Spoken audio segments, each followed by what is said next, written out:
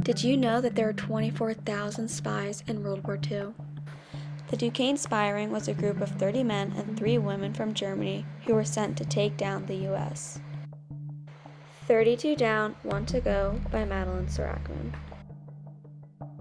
The Duquesne spy ring is an interesting illustration of communication through history. During war, spies used many forms of communication, including shortwave radio, microphotographs, and face-to-face meetings. The leader of the spy ring was Frederick or Fritz Duquesne. He was a German spy since World War I.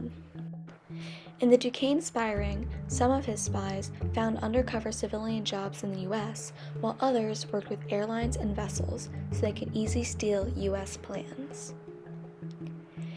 In its first several months, the Duquesne spy ring gained significant intelligence on American shipping patterns, and even stole military secrets regarding the bomb sites used in American aircraft. Andrews. World War II went from 1939 to 1945. It all started with Germany. Hitler invaded on Poland, and then Great Britain and France chimed in. Then, Germany wanted to take down the U.S. from the inside out, but they needed some help from an inside source. During World War I, William Siebold served in the German army. After he was done serving, he went to the U.S. and became a U.S. citizen. He worked in the industrial and aircraft plants. While going back to Germany to visit his mother, high-ranking Germans threatened his family that they would be tortured and killed if he didn't join the spy ring. They knew all of his knowledge about the U.S. aircraft facilities, and he agreed to become a spy for them. When he lost his passport and was getting a new one, he told the U.S. consulate in Cologne, Germany, that when he got to the U.S., he needed to talk to the FBI. He wanted to help the U.S. because that was his new home. So why did Siebold choose to help America? Mr. Rory Jeffrey Jones, an author and professor at Edinburgh University, explains the possible reasons. He turned against the idea of war. So that's one way of looking at it. I think a more straightforward explanation might be that he simply reacted to the way in which the Gestapo tried to bully him, taking away his American passport and so on. And I think a lot of people, when they get pushed around, they get angry. And that would have caused him to go to the American consulate, explain what had happened, and then agree to offer his services eventually as an American counter-spy. And the third factor is that he had experienced America, and he'd come to love that country, and he did it for that reason. His first assignment from the Germans was to give 5 micro-photographs with instructions and codes and information, and he was told from the FBI to keep 2 and give the other ones away. Spying required secrecy. Microphotos or microfilm were easier to share. They were used in communication by the Germans, the British, and the US from World War I to the Cold War. Part of his job for Germany was to give other spies instructions and send messages back and forth from Germany to the spies. The FBI then built a secret shortwave radio station on Long Island. Pretending to be Siebold, the FBI intercepted radio transmissions from the Germans to their spies. They even sent fake messages back to Germany. 300 messages were sent, and 200 were received from Nazis. Shortwave radios were a primary communication vehicle in World War II. They represented a huge advancement in technology and led the way for more sophisticated electronics developed for future wars. The spy ring then was starting to feel safer and wanted to have face-to-face meetings with Siebold. So then, the FBI set up an office so Siebold could have meetings with the spies. It had microphones and a two-way mirror. With cameras on, Siebold met with Nazis who wanted to pass national defense and wartime information. Frederick Duquesne also had a meeting with him, sharing photos and plans that had been stolen. He even talked about bombing an American factory and brought explosives and blasting caps to Siebold's office, and then showed descriptive details of a bomb being made. But little did he know, they were FBI watching.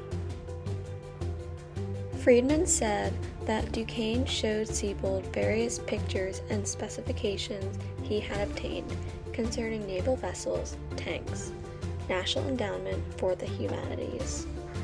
In June 1941, when the FBI got enough information, they arrested all 33 spies. The 2 years the FBI ran a shortwave radio station in New York was prolific.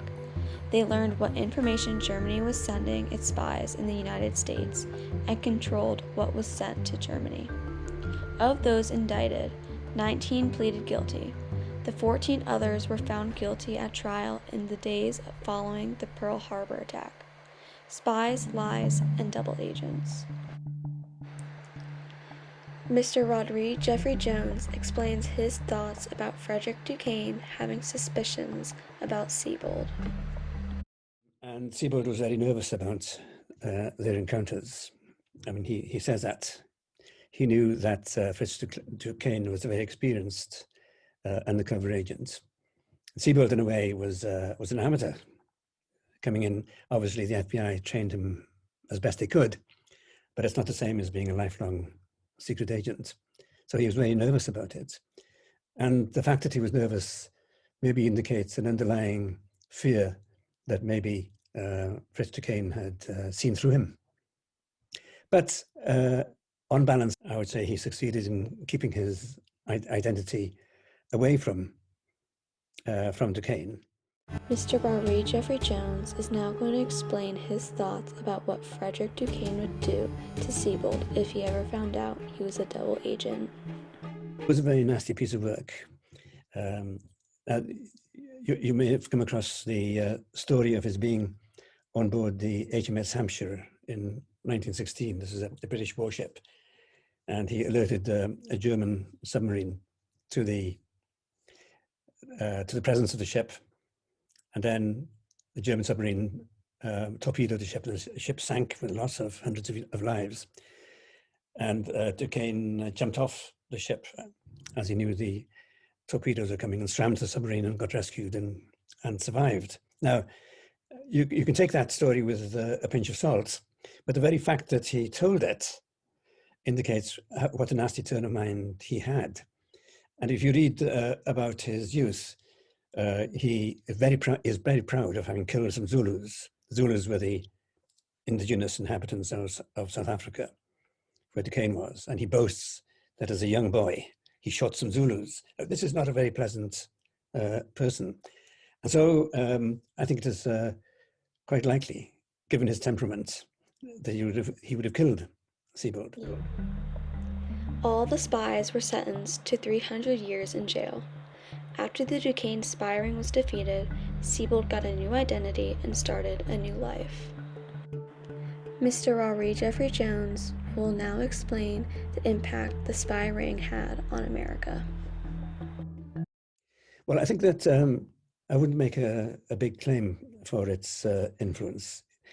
It would have had an influence, but for the fact that public opinion had already turned against Germany very largely.